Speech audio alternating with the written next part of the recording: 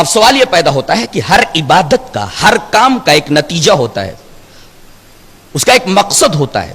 اس کام کا، روزے کا، اس عبادت کا مقصد کیا ہے؟ اللہ تبارک و تعالی نے دو مقاصد بتائے ہیں خود قرآن حکیم میں جہاں روزوں کا بیان ہے.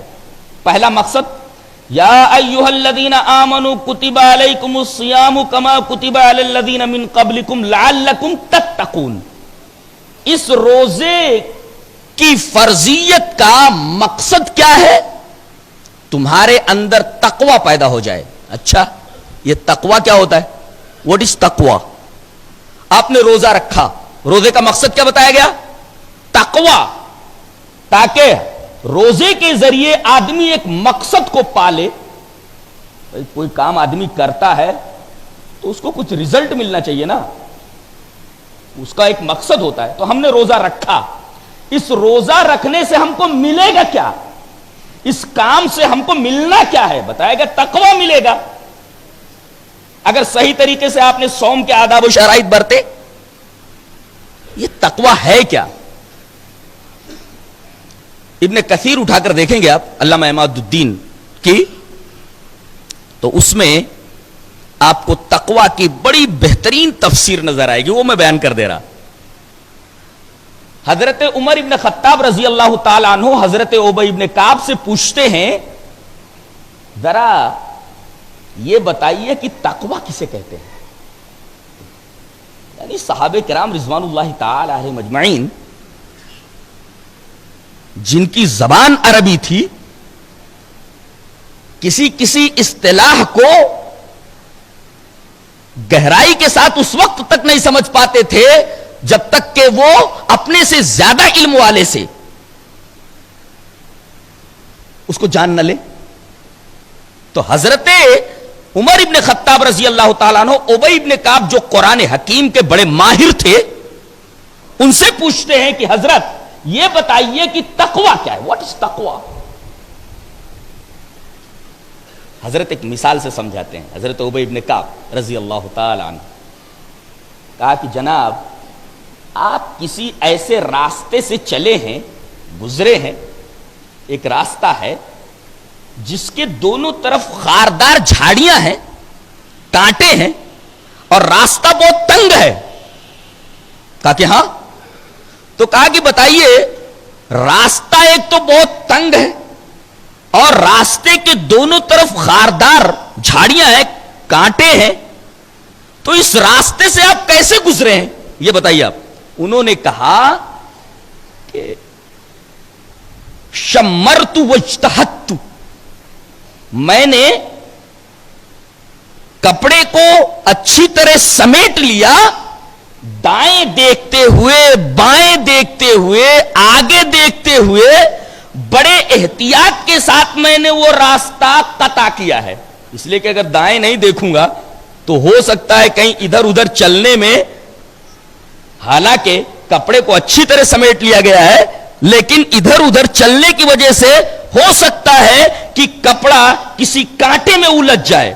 تو ایک طرف تو آپ کو کپڑے کو اچھی طرح سمیٹ لینا ہے، اور آپ کی چال بہت محتاط اور بہت کیئرفل انداز کی ہونی چاہیے.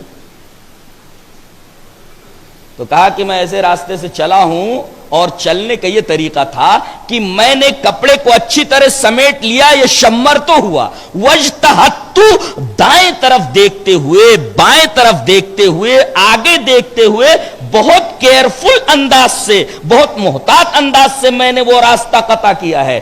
تو حضرت ابی ابن کعب نے فرمایا، تقوی کا بین ہی یہی مطلب ہے کہ زندگی ایک راہ ہے. آدمی جب بلوغت کی حد میں قدم رکھتا ہے تو سمجھو اب وہاں سے وہ شریعت کا مکلف ہو گیا. مرتے دم تک اب سمجھو ایک راستے کے اوپر چل رہا ہے. یہ ہے دنیا کا راستہ، اور دنیا کا یہ راستہ بہت ہی تنگ ہے. اس کے دونوں طرف خواہشات نفس کی جھاڑیاں لگی ہوئی ہیں، تحریسات کے کانٹے لٹکے ہوئے ہیں. اگر آدمی بہت محتاط انداز میں اس راستے کو قطع نہ کرے تو ہو سکتا ہے کہ اس کا کپڑا خواہش نفس کے کسی کانٹے میں الجھ جائے، تحریسات شیطانیہ کے کسی تحریس کے اندر اس کا کپڑا الجھ جائے، بہت ہی محتاط انداز میں دنیا کے اس راستے کو قطع کرنا ہے. کیا تفسیر ہے تقوی کی، اللہ اکبر. یہ بہت بڑا آدمی ہی بول سکتا ہے، یہ انتہائی ذیل آدمی ہی تقوی کی اتنی جاندار، اتنی پرفیکٹ تفسیر کر سکتا ہے. پتہ یہ چل گیا کہ مسلمانوں کی زندگی آزادانہ زندگی نہیں ہے، بلکہ مسلمانوں کو متنبع کر دیا گیا ہے کہ تم جب اسلام کے دائرے میں آ گئے تو اب یہ دنیا تمہارے لیے قید خانہ ہو گئی ہے. اب یہاں اٹھنا ہے تو جیل کے قاعدے کے مطابق، بیٹھنا ہے تو جیل کے قاعدے کے مطابق، کپڑا پہننا ہے تو جیل کے قاعدے کے مطابق، سونا ہے تو جیل کے قاعدے کے مطابق، اٹھنا ہے تو جیل کے قاعدے کے مطابق. تمہاری زندگی کی ہر حرکت جو جیل خانے کے اندر ہے، وہ جیل خانے کے قواعد و ضوابط کے بالکل پابند ہونے چاہیے. اسی طرح جب دنیا جیل خانہ ٹھہری مومن کے لیے، اور دونوں طرف اس راستے کے شیطان کی تحریسات کے کانٹے لٹکے ہوئے ہیں، جھاڑیاں ہیں، اب اس راستے پر سے ہمیں بہت ہی محتاط انداز سے گزرنا ہے. زندگی بھر اب ہر مسلمان ذرا اپنے گریبان میں جھانک کر کے دیکھے کہ روزہ رکھتا ہے اور اس کا جو مقصد اسے پانا ہے تقوی، یہ اسے ملا کہ نہیں ملا. خود آدمی فیصلہ کر لے. اگر مل گیا ہو تب تو اللہ کا شکر ادا کرے، اور نہ ملا ہو تو نئے سرے سے انیو زندگی شروع کرے اور زندگی تقوی کے مطابق گزارے. اللہ تبارک و تعالیٰ کا یہ مقصد نہیں ہے کہ بندے کو بھوکا پیاسا رکھوں طلوع آفتاب سے لے کر غروب آفتاب تک. اللہ کو کیا پڑی ہے؟ اللہ کو کیا ضرورت ہے؟ میں تو کہتا ہوں اگر دنیا کے تمام انسان اس کے نافرمان ہو جائیں تو اللہ تبارک و تعالیٰ کی عظمت میں کوئی فرق پڑنے والا نہیں ہے، اور تمام لوگ اس کے فرما بردار ہو جائیں تو اللہ تبارک و تعالیٰ کی عظمت میں اضافہ ہونے والا نہیں ہے. تو جو عبادتیں ہمارے اوپر فرض کی گئی وہ خود ہمارے فائدے کے لیے ہیں. اگر اس سے فائدہ اٹھاؤ گے تو اس میں تمہارا دنیا اور اخروی فائدہ ہے، اور اگر اس سے صحیح فائدہ نہیں اٹھا سکے تو یہ آپ کی قسمت کی محرومی. ایک مقصد تو روزے کا یہ ہے تقوی، اور دوسرا مقصد بڑا عجیب ہے، بتاؤں؟ وَلِتُكَبِّرُوا اللَّهَ عَلَى مَا هَدَاكُمْ، تاکہ تم اللہ تبارک و تعالیٰ کی تکبیر کرو. ہم تو پڑھ لیتے ہیں اس آیت کریمہ کو، اللہ کی تکبیر کرو، اس کا کیا مطلب ہے؟ اللہ کی تکبیر کرو.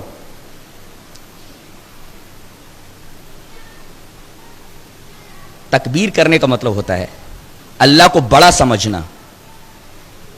اذان ہو گئی، نماز نہیں پڑھ رہا ہے تو اس نے بڑا کس کو سمجھا؟ بولو. اللہ کو بڑا سمجھا اس نے کہ اپنے نفس کو. مؤذن اذان دیتا ہے اللہ اکبر، سننے والا بولتا ہے اللہ اکبر، اللہ بڑا ہے. جھوٹ بولتا ہے. اللہ کو بڑا کہاں مانا تو نے؟ اللہ کو بڑا مانتا تو وقت کے اوپر نماز پڑھ لیتا. تو نے اپنے نفس کو بڑا مانا. شادی بیاہ کا موقع ہے، قرآن و سنت کے کتنے تقاضے پامال ہوتے ہیں معلوم؟ شادی بیاہ کے موقع پر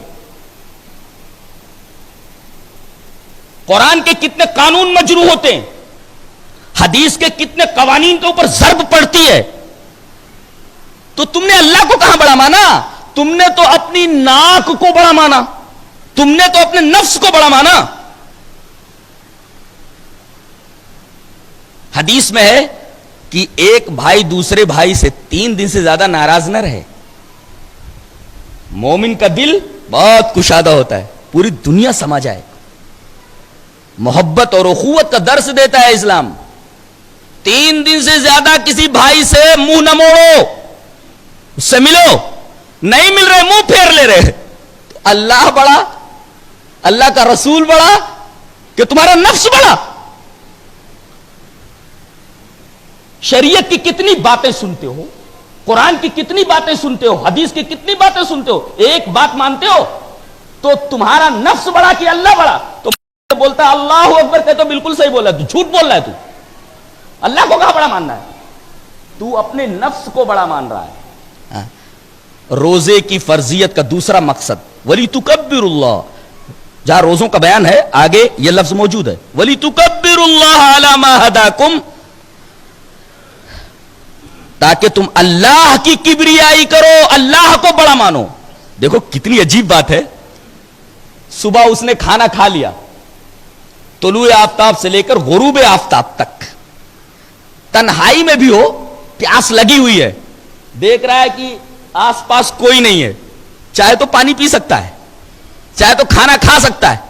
نفس کہہ رہا ہے کائے کو پانی پی لے، کائے کو پانی نہیں پی لیتا، کوئی دیکھ تھوڑی رہا ہے، پی لے. لیکن کہتا ہے نہیں پیوں گا. اب یہ بتاؤ اس نے اپنے رب کو بڑا مانا کہ اپنے نفس کو بڑا مانا؟ بولو. پیاس سے ہونٹ سوکھے ہوئے ہیں، بے قرار ہے، اور تنہائی میں بھی ہے، غسل خانے میں ہے، پانی پی سکتا ہے، وہ وہاں کوئی دیکھنے والا بھی نہیں ہے، لیکن نفس یہ کہتا ہے پی لے. کائے کو پریشان ہو رہا ہے، کوئی دیکھ تھوڑی رہا ہے. لیکن تنہائی میں ہونے کے باوجود بھی وہ پانی نہیں پیتا. اگر غسل خانے میں سے پی کر نکل آئے تو کوئی یہ تھوڑی کہے گا کہ یہ روزے سے ہے کہ نہیں ہے، روزے سے. پھر بھی پانی نہیں پیتا. کیوں؟ اس لیے کہ وہاں اس نے اپنے نفس کی بات نہیں مانی، نفس کو بڑا نہیں مانا، اللہ کو بڑا مانا. گویا کہ روزے کی فرضیت کا دوسرا مقصد یہ ہے کہ بندے کے اندر یہ عادت ڈالی جائے کہ اپنے نفس کو نہیں بلکہ زندگی کے ہر معاملے میں اللہ کو بڑا مانے. یہ ہے فرضیت کا دوسرا مقصد جو انتہائی عظیم مقصد ہے. اب ذرا بتاؤ کہ زندگی کے ہر معاملے میں بندہ اپنے رب کو بڑا مان لے. بتاؤ رب کو بڑا ماننے پر نفس دھیرے دھیرے دھیرے دھیرے دھیرے دھیرے تو مقتول ہو جائے گا. پھر وہ کوئی گناہ کروا ہی نہیں سکتا آدمی سے، اتنا کمزور ہو جائے گا وہ. جب بھی کوئی بات سامنے آئے ذہن میں یہ بات ہے کہ اللہ بڑا ہے. اللہ کی بڑائی کو اگر آپ نے تسلیم کر لیا تو سمجھو آپ سے گناہ نہیں ہوگا. یہ دوسرا مقصد ہے روزے کی فرضیت کا.